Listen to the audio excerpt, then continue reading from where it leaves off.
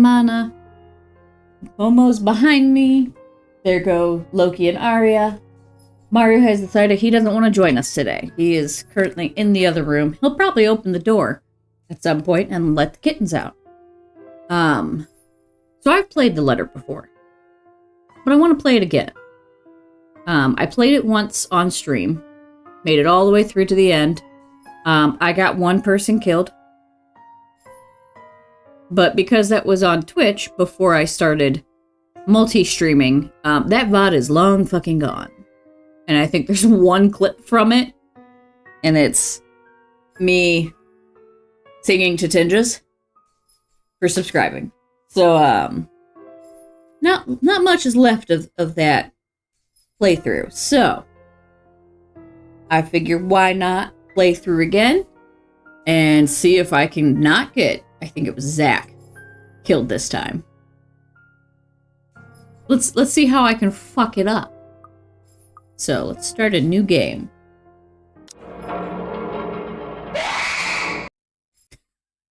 Did it do that last time? I honestly don't remember. Oh, that's funny. Okay. The Ermengarde Mansion. It was built for Lord William and Lady Elizabeth Ermengarde of Luxbourne, humble ambassadors of peace and beloved by their people. Both were well known for their compassion and generosity, never failing to extend a helping hand to anyone in need. Under their influence and wealth, what was once a small, sleepy village grew to a prosperous and bustling town. However, the seasons of joy eventually ended when the good nobles perished at the hands of a great plague. Hi, Momo. Their riches and legacy were henceforth passed on to their only child, Lady Charlotte Ermengarde. The mansion has stood since the 1620s, a witness to a very long history of joy and pain. After Lady Charlotte committed suicide, the great house was eventually left uninhabited. And that is when it began. Told you he was going to open the door. I have Loki. She's like, put me down. You're cute. Go in the basket. Okay.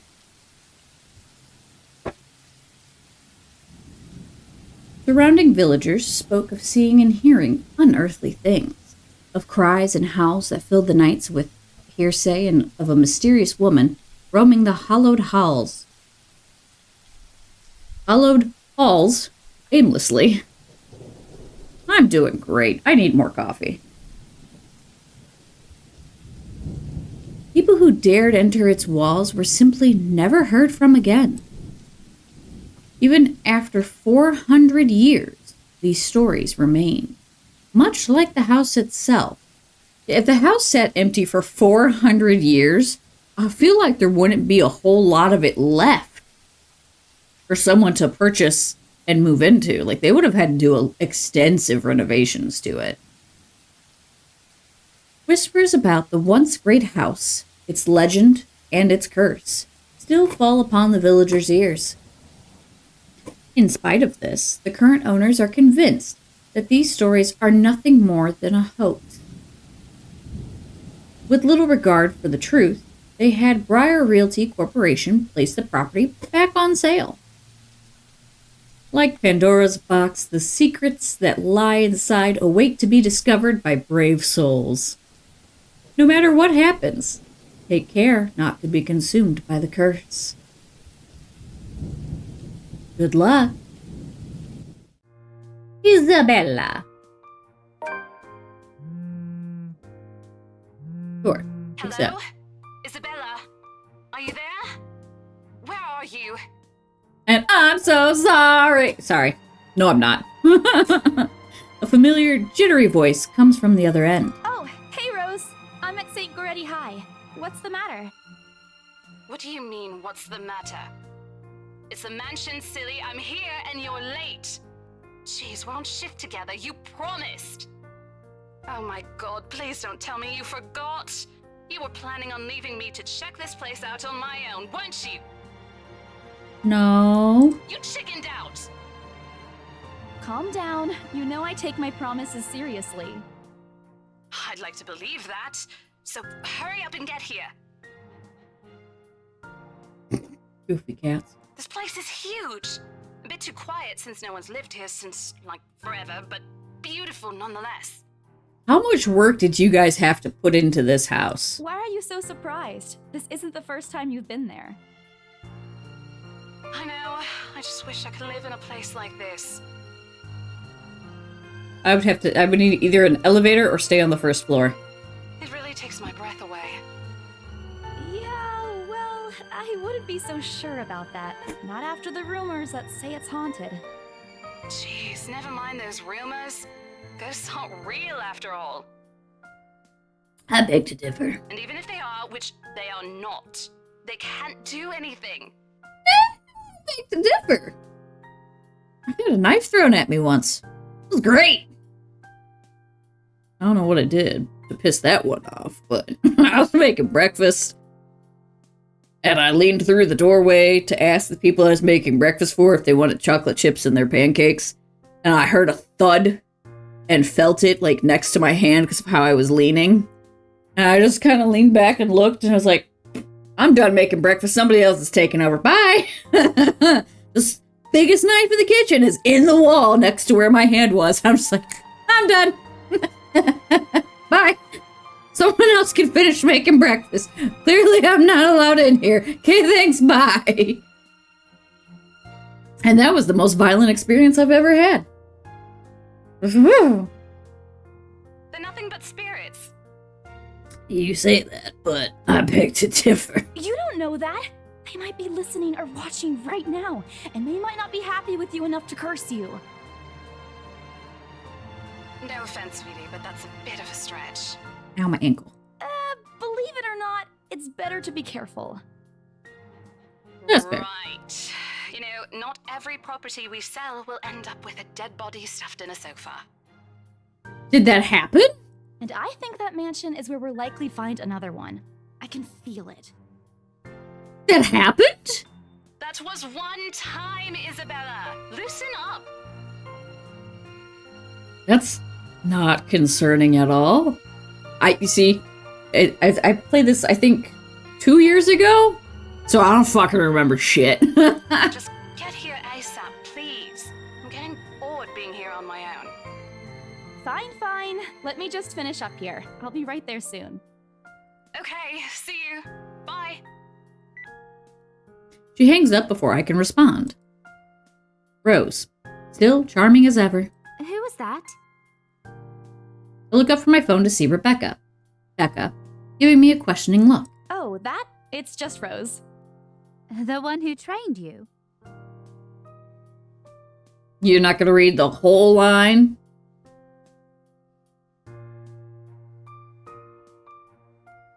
Yeah, we're not answering that. You're working together again? Just for this property. We've been scoping out that big mansion down Anselm Village after the renovations. Today's sort of its grand opening to the public. The RC wants to give it one last check before we let potential buyers tour it this afternoon. Hold on. Is this the same mansion you've been telling everyone about? Voice line and text do not match. That bothers me greatly. Didn't you keep saying how it just gave you the creeps? Yep. You actually went there? And you're going back? Well, I did promise Rose I wouldn't ditch her. Fair. And besides, a job is a job. Gotta do what you gotta do to make a living. As soon as the words leave my mouth, Becca lets out a soft chuckle. What's so funny? Nothing. It's just that I didn't expect you to say that. Coming from you, it sounds so out of character. I mean, no offense, but you've been freaking out ever since you got assigned to it. Why do your voice lines not match the text? That's gonna bother me greatly. I honestly thought you'd back out. That one matched. Not all the time. I could really use a huge amount of cash right now, and this is just the fastest way to get it. Plus, listen to this. Briar Realty wants it sold as soon as possible, and the agent who lands the deal is going to get a huge bonus. They never give bonuses like that. Getting that would make life so much easier. They're desperate, I'm desperate, it's perfect. A sympathetic look crosses her face. You know, if you're really in urgent need of money, you could have just asked me. Or Ashton. We can always let you borrow, and you can pay us back whenever. I have to keep myself from groaning out loud. In the years I've known her, I can already tell what to expect once she has that expression. Bleh. Becca! I've noticed that you've been living off instant noodles these past few weeks. She crosses her arm and grimaces at the thought. Her voice slightly rises as she begins to scold me. Instantly, I'm reminded why Becca excels at teaching boisterous teenagers. Stop eating junk! They're cheap, but they're not good for you. Well, sometimes it's your only option. You'll definitely end up in the hospital if you keep at it. Happened to one of the guys my mom dated when I was in high school. He was in college when it happened, and he told me the story when I was in high school. Here we go again. I eat other things too. I eat other things too. Fold my arms across my chest, mimicking her posture and giving her the best frown I can muster. The same one I'd use with my younger siblings when they're being difficult. Instead, she only raises an eyebrow at me. That's not going to work on me. And I saw it when you were cleaning your flat last week. The instant noodle cups outnumber everything else. You're just exaggerating. Did you even see what's in my cupboard yet? I'm not just living on instant noodles alone. I've got canned beans, peas, tuna, ham, and even hamburgers in there. Becca's wrinkling her nose by the time I get to the end of the small list. She even went a little green on the last one. I would have laughed a little at that if I didn't know it would only lead to more reprimands from her. Aren't those the same ones you won from the grocer's raffle more than a year ago? No. Oh, I sincerely hope you're checking the date stamps on those things before eating them. I don't want a repeat of last year. What happened last year? In any case, those are still not exactly healthier choices, Belle. She shakes her head, possibly laughing at some funny distant memory. When she looks up, I immediately brace myself. More words from her. Sometimes it's just better to let Becca talk until she's out of things to say. But when she turns her attention back to me, there's only warmth in her smile. What am I going to do with you? Let me get to work. She says this more to herself than me, her voice shifting to something kinder, even motherly, if I'm looking for the exact word. I hope you know that it's impossible not to worry about you when you're like this. You don't have to keep eating the same thing. Didn't I tell you before? You're always free to reheat my leftovers. Depends on the leftovers and how long they've been in there. Thanks, Becca. I really appreciate it, but you don't need to keep babying me. You've been taking care of me since after I moved here. You have to take a break sometime. And before you ask again, no. You know I'm not a fan of borrowing money. And I'm not going to ask you to give me what you earned hard for yourself. You and your pride. But suit yourself. I'm the same fucking way, though. The offer stays on the table, though. I nod in response, if only to get her to drop the topic. But I'm pretty certain I will never take that offer. Ever. It has nothing to do with pride. I've simply seen plenty of times how friendships can take a turn for the worse just because of a few unpaid debts. Agreed. I don't want something like that to happen between me and Becca. We may argue about a lot of small, petty things, but she already feels like a real sister to me.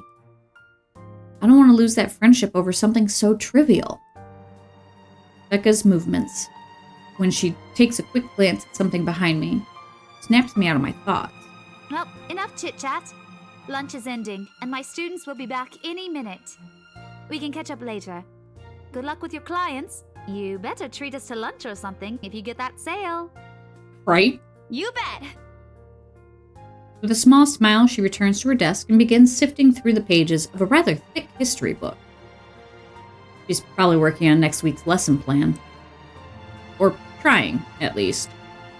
Her eyes are distant, and she doesn't seem too attentive to whatever is on the page. As if she heard my thoughts, Becca starts coughing heavily. Her hand hastily goes to her mouth to stifle the sounds. Ah, this is precisely why I followed her here. For someone who makes a habit out of worrying about other people, Becca sure forgets how to take care of herself. Hey, you sure you can manage on your own? I mean, you're still a bit feverish. Hush, dear. Don't you worry about me. I'll just drink some medicine and I'll be right as rain. I level her with a flat look. She's had a cold for a couple of days now. I think about the strange weather not agreeing with her lately. And despite my advice to take the week off and rest, I found her apartment empty when I dropped by this morning. She even left the medicine her doctor prescribed. Look who's being stubborn now. You shouldn't even be working right now. Seriously, you big baby. I'll be fine. For now, just go to work and stop making that Rose girl wait for you. I'll call you if I still feel bad, and you can come pick me up if it makes you feel any better. She offers me a reassuring smile, and I can only sigh. Why do I even bother? There's no stopping her once she's decided on something. Defeated, I reach inside my bag to pull out the same bottle of medicine she'd left earlier. She looks at it warily when I place it in front of her. Unfortunately for her, this is one thing I'm not letting her have her way. All right, but don't forget what the doctor said. Drink this on time. I'll see you later, okay? There's an amused gleam in her eyes when she shifts them back to me. Look who's playing the mother hen now. Rebecca! Okay. I won't tease anymore. I'll make sure to drink it, Mom. So much for not teasing anymore. Also, oh, you guys can't see it because it's behind my camera. I was going to say, can we talk about how much of a serial killer this career dag thing looks like? Let me... Look at that. Doesn't he look like a fucking serial killer up there?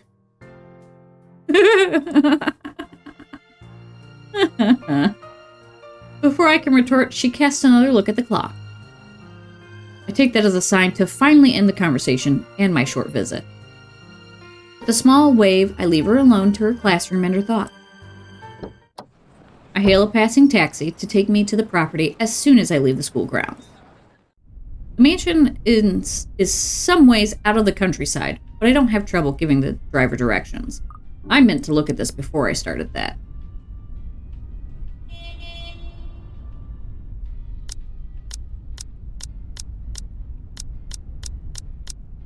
I have no idea what day it is. That's not concerning. Isabella. Maria Isabella Grace Cruz Santos. All right. May 28th, Gemini, 26 years old, 5'2". I'm taller than you. Real estate agent. Filipino, Roman Catholic. Fine arts undergraduate. Like cinnamon rolls, dogs, food, police, procedural dramas, and teleseries?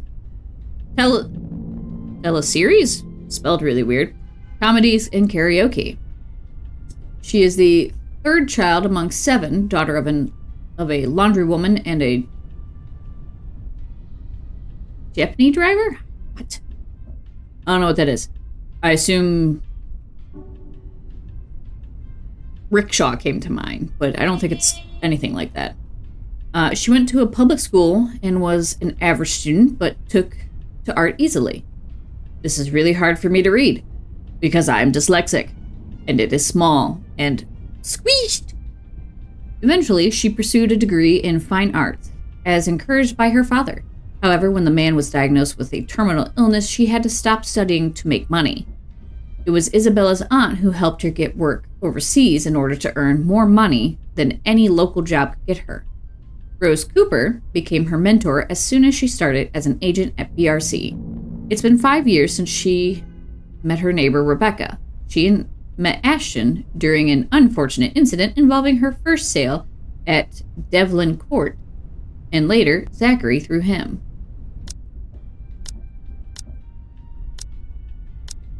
Okay. I guess I should look at that. Rebecca! We're going up. We started pretty high with her, so... and we haven't met anybody else yet. Okay, so... Alright, I can record for a little bit longer. Apparently, everyone in Luxburn City knows of it, including every bit of rumor surrounding the place. In fact, just the mention of its name is enough. Mention of its name. I'm dyslexic. Why do I do visual novels? Why do I do this to myself? In fact, just the mention of its name is enough for locals to give you cautious, sidelong glances. I learned that the hard way the first time I commuted there, and it only boosted my belief that there's something more to the house. Even the news of it being renovated and placed back up in the market has caused quite a stir. Thankfully, it died down a few weeks later. The place would have become a lot harder to sell otherwise. I avert my eyes from the window once the buildings shrink in the distance. We get a glimpse of the countryside soon, although a quick glance at my watch tells me we're still a few minutes away from our destination. Might as well get some work done. Rose did ask me to review the mansion's documents. I already looked over them last night, but you never know when things may go wrong. Life has a way of messing things up like that. Halfway through reading the papers, my phone rings again. I pick it up without looking, neatly tucking it between my ear and shoulder. Probably just Rose again anyway. Rose? Nope. Guess again. That voice. Ash. Bingo. Hey, what's up? Just checking if you're still cool later this evening. You mean that thing with Zach? Yeah. He even called in the middle of the night just to remind me. No, don't worry. I didn't forget. I'll be there. Cool. I'll see you later. What time do you get off? Around 6 p.m.? I don't know. It's the first day of the Ermengarde Mansion's open house, and we're expecting quite a number of potential buyers. I'll be booked the whole afternoon. Ermengarde Mansion? You know, the big Jacobean mansion at Anselm Village? I'm on my way there right now, actually. On your own? Yeah, well, Rose is already there, but yeah. I see. Looks like the scaredy cat finally toughened up. Shut up! Ash chuckles, and I can't help but roll my eyes upon hearing it. I'll see you later. Drop me a call when you're done. I'll see if I can pick you up. Whatever. Bye. Stupid asshole. I used to call my sister that all the time when we were kids. Always teasing me whenever he sees a chance. I'll show him who's tough. Sure you will, sweetie.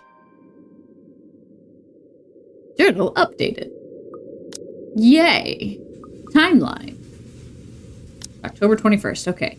Before going to the Ermengarde Mansion, Isabella Santos dropped by St. Loretti High School to check on Rebecca Gales.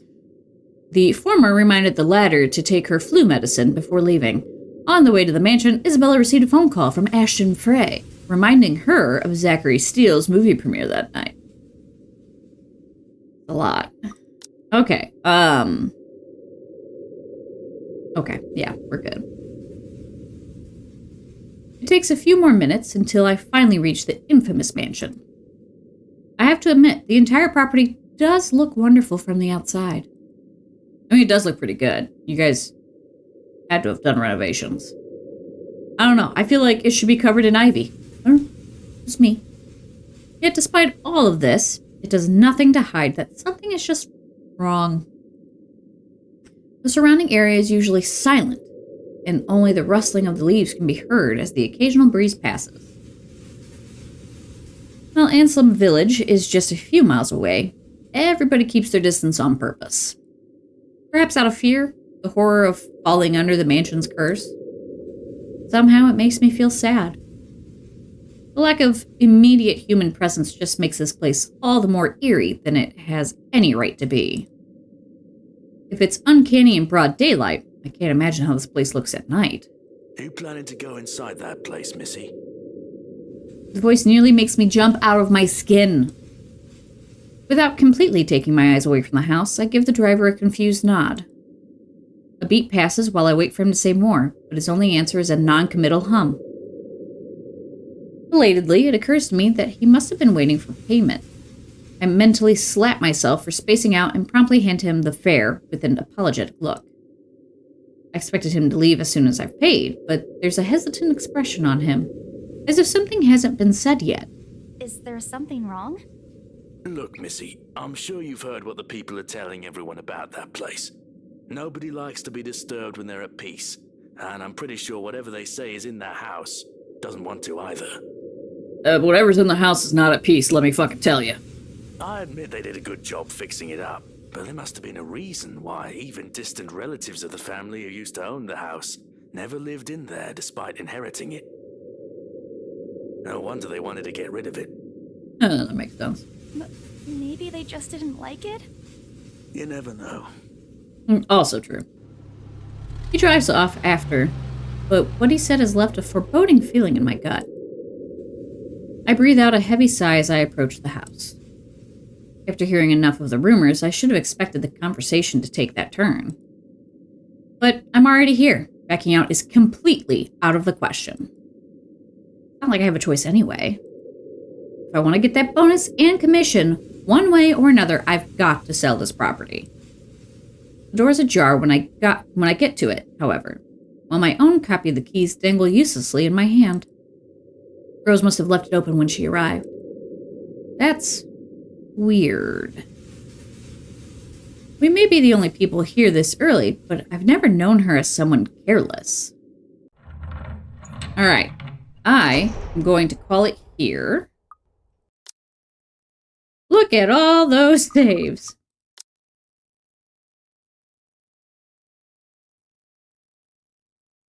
Wow, I played this in 22. Okay.